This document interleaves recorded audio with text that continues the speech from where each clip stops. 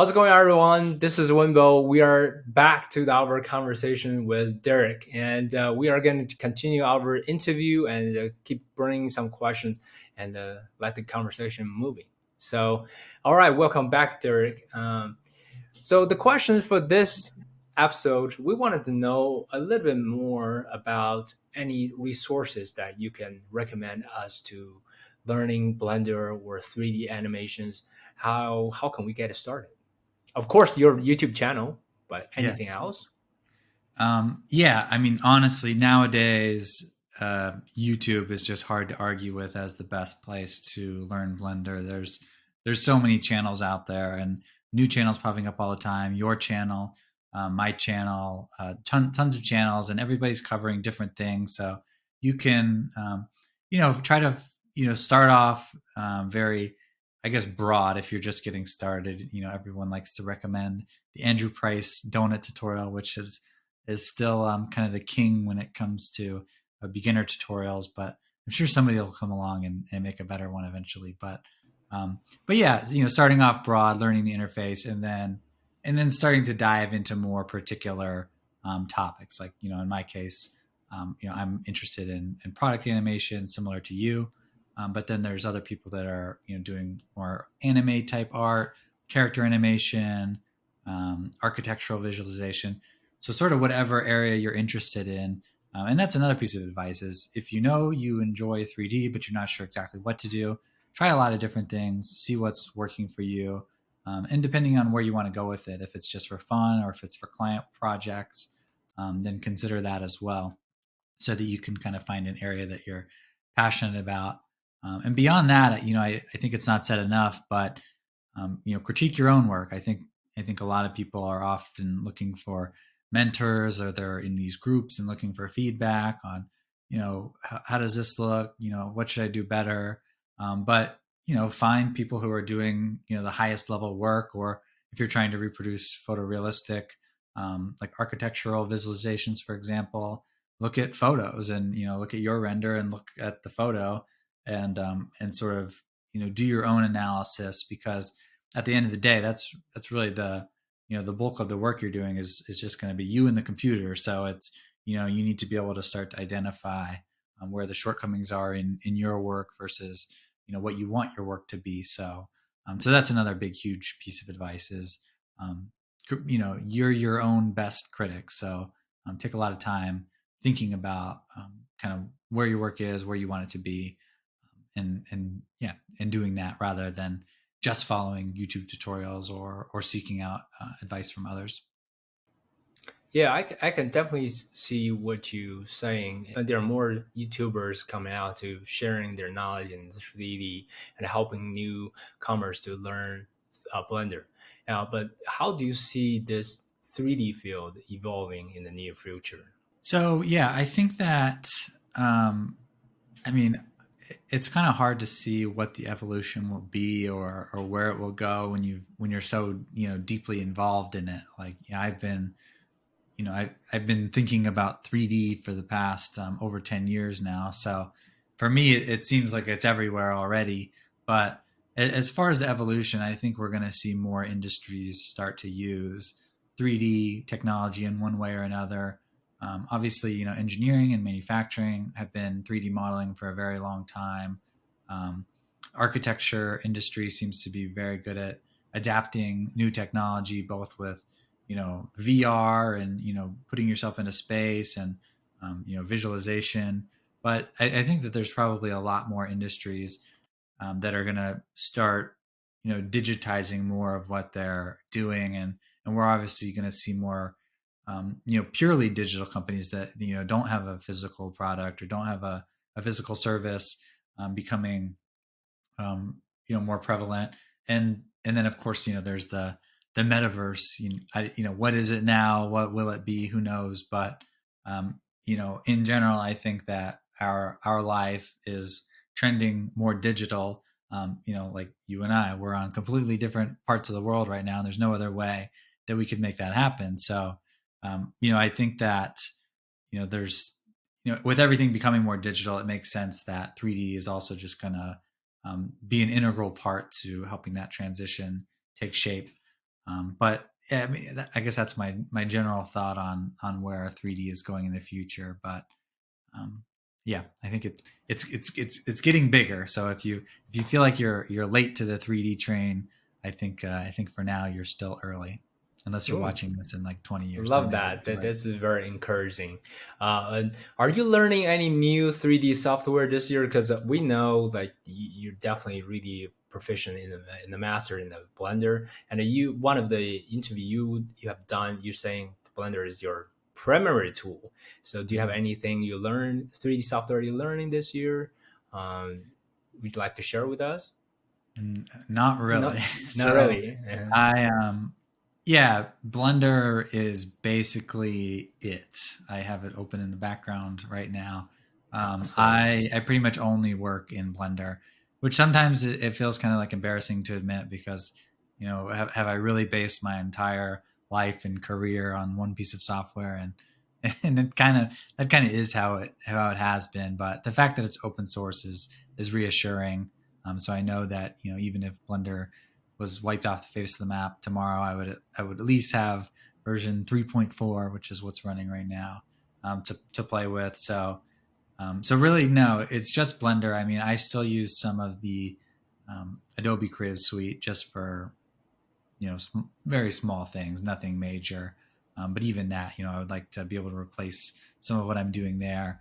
Once the Blender video sequence editor gets better, maybe I can start editing my videos there. But no, it really just Blender. I think that Houdini was very interesting for a long time in terms of its procedural modeling capabilities.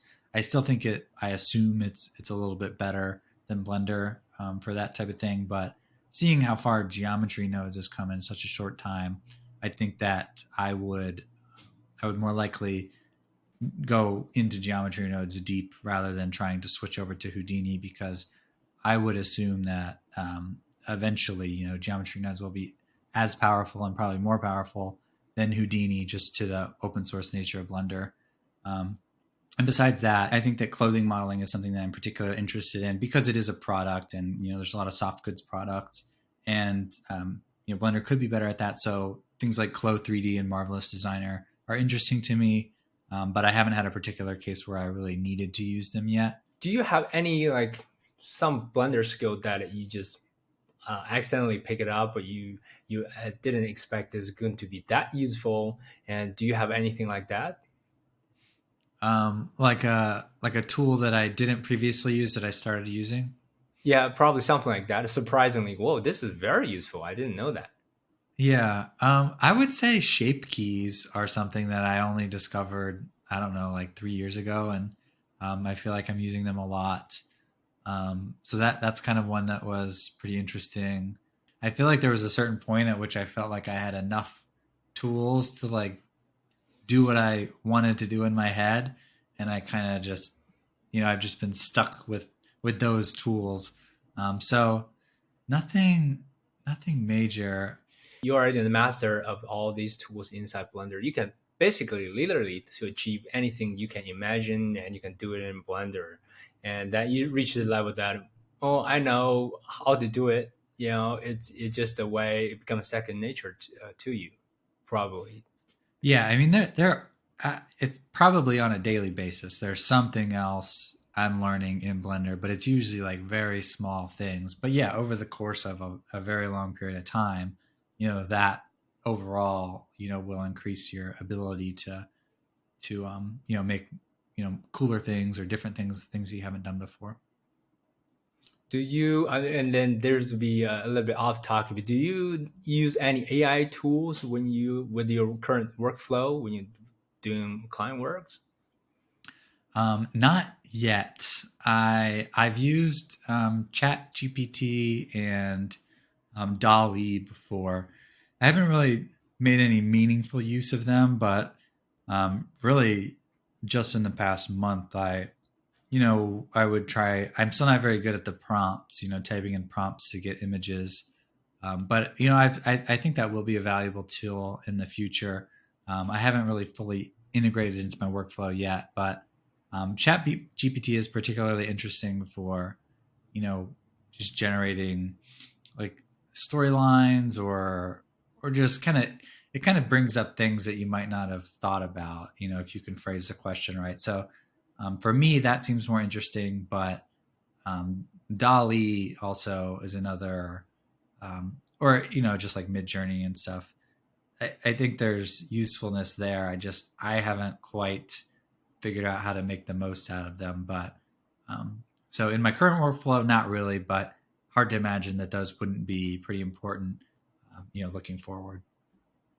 Well, if you, I know there are some AI tools still under development, and what do you think about the 3D artist newbie in order to be successful? What kind of like the feature or the trade that a 3D artist need to have in the current time?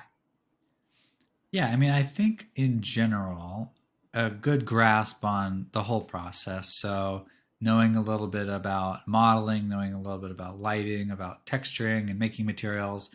I think everyone needs to have a little bit of a baseline. And it's kind of hard to not have. I mean, there's so many assets available nowadays that maybe there are a lot of people who are just downloading assets and then focus more so just on the lighting or maybe the materials. But having a good understanding of how to do everything, I think, is important. But beyond that, nothing else really comes to mind 3D specific that people need to have good tools at, but or a good grasp on.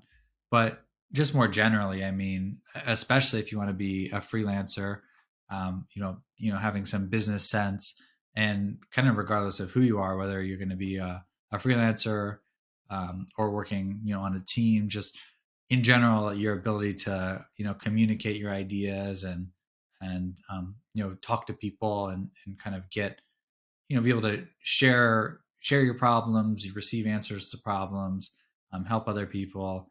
Just in general, being able to communicate effectively, I think is important for everyone in the world, but 3D artists as well. For a lot of new beginners who's first the 3D software they usually pick is getting started from Blender, and for new emerging 3D artists or hobbyists who are trying to getting into the field, they have a hard time to generating some lead and building a business network. Do you have any advice to help them to getting started?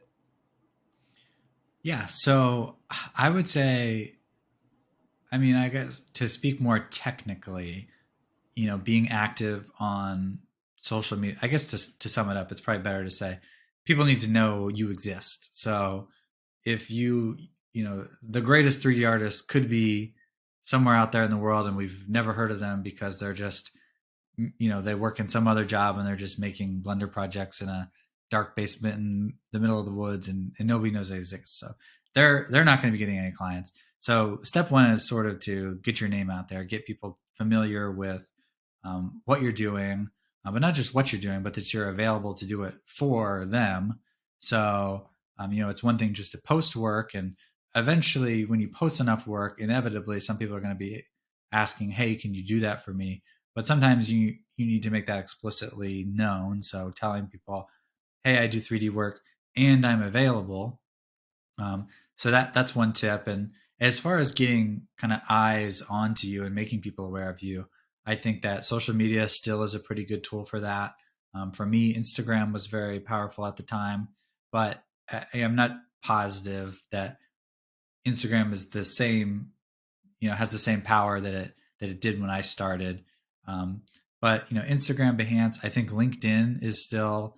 I think LinkedIn is a really good platform now, especially for more organic growth. So when someone likes your post and it goes out to their network, I'm not positive it still works that way, but the algorithms are always changing. So don't rely too heavily on that. But really, it all sort of comes back to just people knowing that you do 3D. So I know we talked about this last time we were chatting, but Jonathan Stark is somebody who I had as a business coach, and he has a phrase he calls a Rolodex moment. So when someone asks like, "Oh, do you know anyone who does 3D?"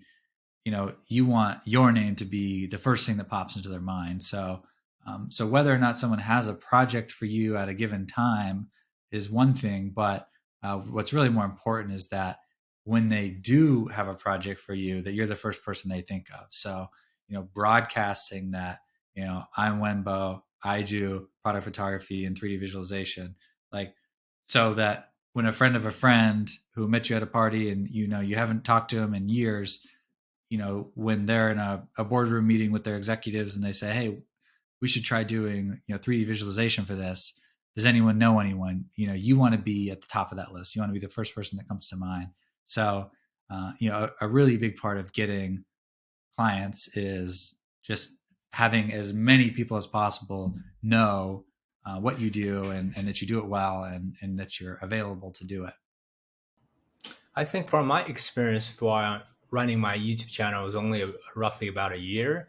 And the moment I decided to really put myself out there to share what I know, what I can capable of doing, and at the beginning, a lot of my photographer friends or other friends tell me, "Well, if you teach everybody your secret, how to do these things, then you just become less valuable, right? Because everybody can do that. Then your skills become commodity."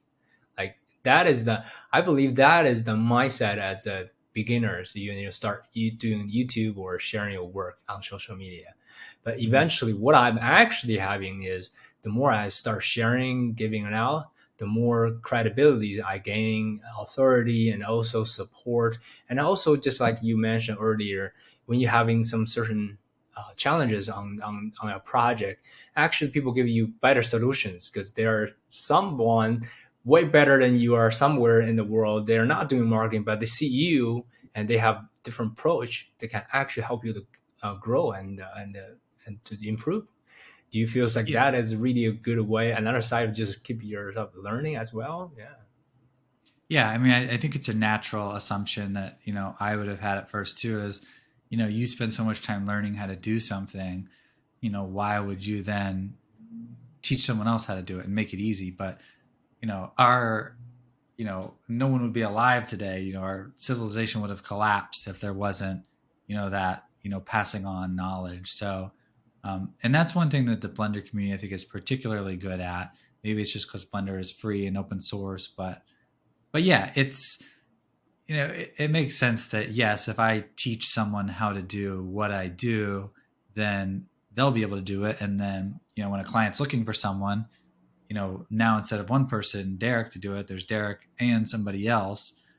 But I think my best answer to that thought is that there, especially with 3D in particular, the field is growing, more people are becoming aware of it. There's enough clients to go around. So, you know, having one other person be able to do the same thing technically means that the pool of available artists is growing, but I think the clients who are interested in 3D is also growing at a faster rate than more people are learning how to do 3D. So there's plenty of clients to go around, and also my sort of bigger mission is I want to see I think 3D is just so cool. It's so I'm so passionate about it. I think it's an amazing tool just for communication at its core, and so I want to see more people using 3D. So for me, that's one reason why I want to share my knowledge, is that it's going to bring more people into the 3D ecosystem. That then that person, maybe somebody watched my YouTube video and they work at a company that was about to do a product photography shoot for some new product, but instead they're like, oh well, we could try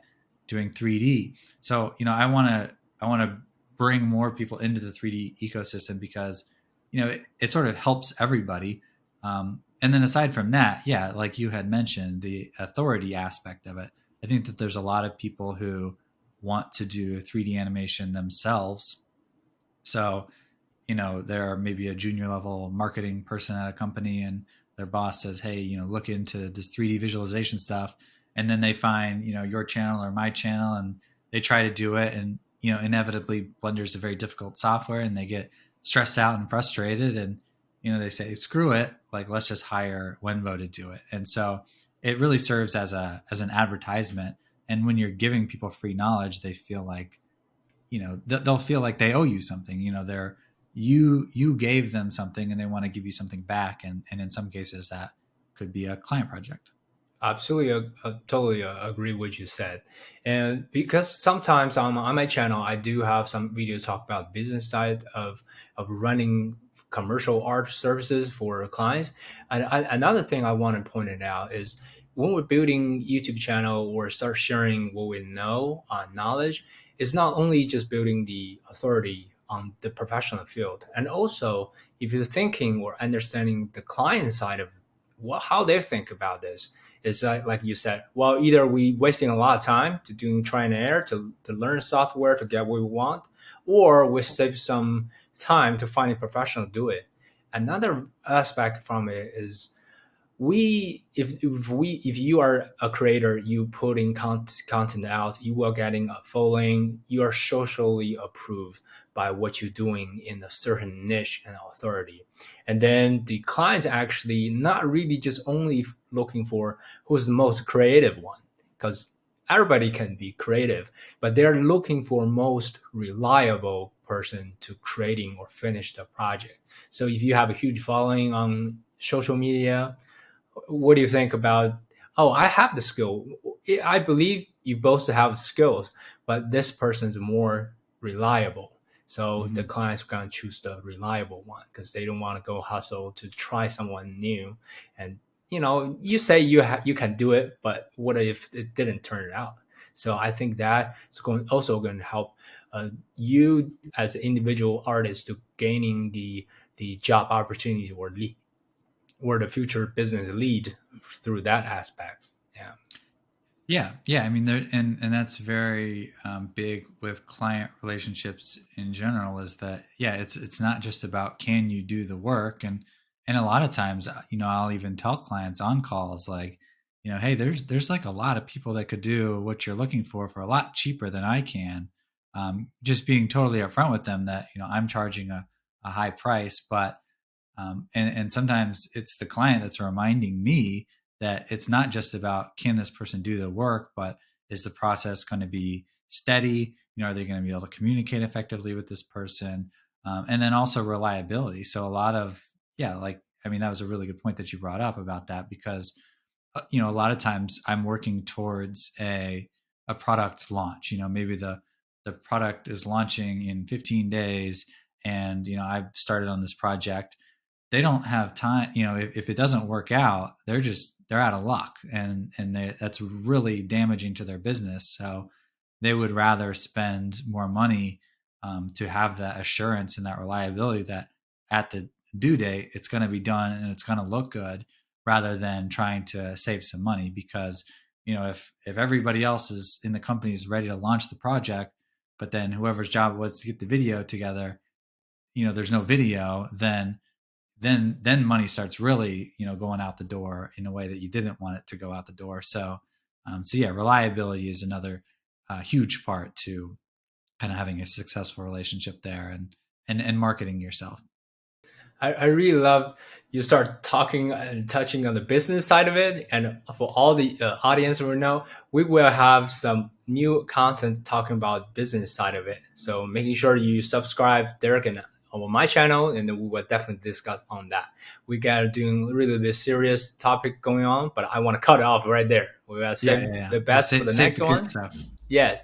But one last question, because we want to know more about your personal side of your life. So we know you have a lovely dog in your house, and we saw some videos when you enjoy giving a dog a quick walk around the neighborhood. We would love that. So when you're not working, do you have any other things you do to enjoy the life besides just give a lovely dog a quick walk? Yeah, I would say that's my most recurring activity. That the limited amount of exercise that I get a lot of times is walking the dog and just trying to step away from the screen. Um, but no, I'm a pretty simple person. There's not a whole lot. I like to. My wife and I will. I mean, I like to eat out. Sometimes, that's basically what I spend any money I make on is, taking care of my basic needs, and then most extra income goes for eating out at new restaurants and traveling every once in a while. But no, I mean, for the most part, I either like to be, sitting still, just staring off into nature, ideally, or taking my dog on a walk, or just enjoying time, just kind of hanging out. But no, I mean, really, 3D animation and is kind of my passion, and I try to I try to do personal projects and fun stuff in 3D that I enjoy, as well as the client projects. But besides that, I don't know. I used to play. I used to play a lot of World of Warcraft. I don't play that anymore. Mm. But still some video games creep into my life here and there. Nothing major, but I don't know. Sometimes that can be a problem. I get a little too, get a little too into it between client projects, and don't do as many personal projects or YouTube videos as I should be doing. But no, my life outside client work and making YouTube videos is kind of just trying to step away from it.